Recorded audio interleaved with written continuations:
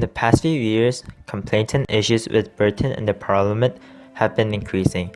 About 11 years ago, the British Parliament passed the Stamp Act, which enraged many people.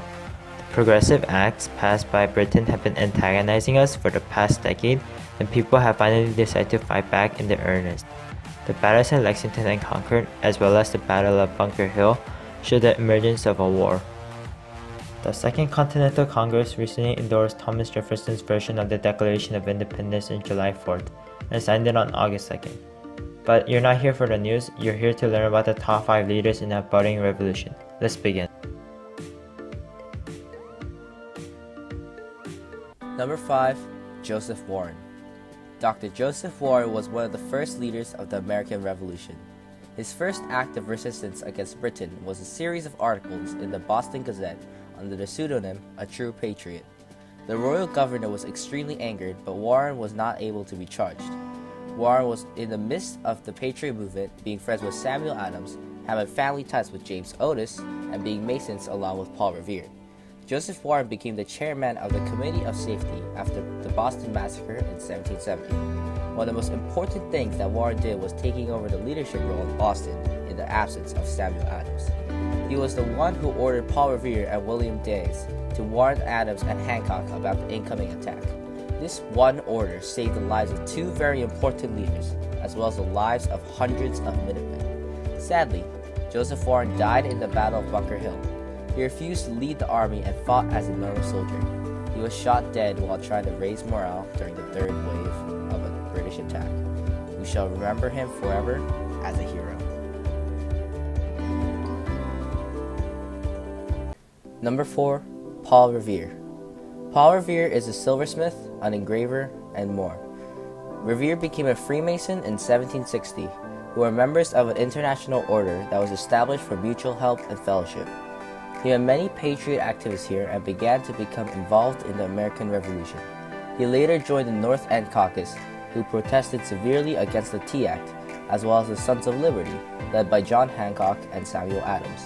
Revere used his skills as an engraver and silversmith to assist with the revolution, engraving 2 propaganda pictures. One was a view of British ships landing troops in Boston in 1768, and the other was a depiction of the Boston Massacre, which showed the cruelty of the British. Revere was also a courier for the Boston Committee of Public Safety, acting as a messenger.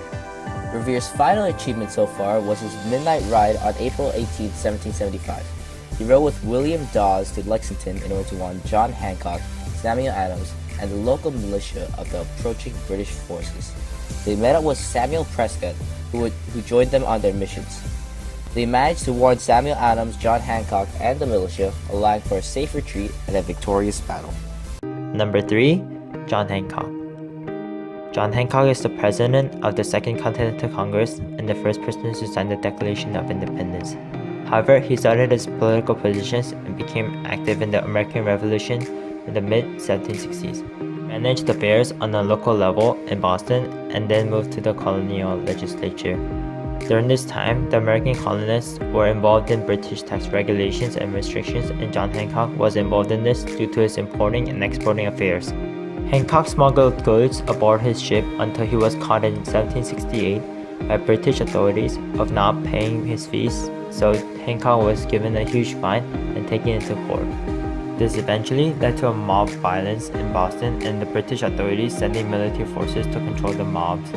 Later in 1770, after the Boston Massacre, Hancock led a committee that demanded the removal of British forces.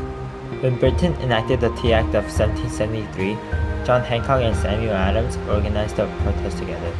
In 1774, Hancock became the delegate of Massachusetts in the Second Continental Congress and participated heavily in patriotic activities. In May 1775, Hancock was appointed the president of the Second Continental Congress, and he gave financial support to the American military.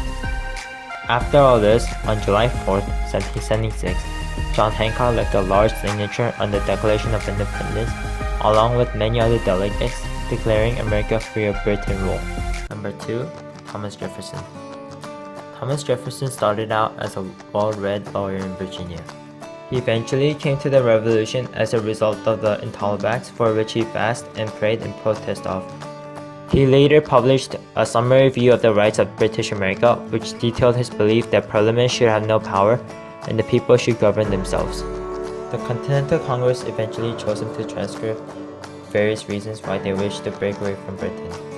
Jefferson wrote the revolutionary document now known as the Declaration of Independence, which is his crowning work. In it, he states that all men are created equal. He states plainly how the king has violated the rights of the people. He presents the unalienable rights of life, liberty, and the pursuit of happiness that all people should naturally have, which is inspired by the principles of John Locke. Finally, Jefferson masterfully implements a subtle call to action by saying that people themselves should implement a government that works for them and supports their rights. These powerful points moved the Continental Congress, who unanimously voted in support of freedom. Number 1. Samuel Adams. Samuel Adams was described by his brother John as plain, modest, and virtuous. But when it came to British taxes, he was very vocal in his utter contempt for them, strongly opposing taxation without representation.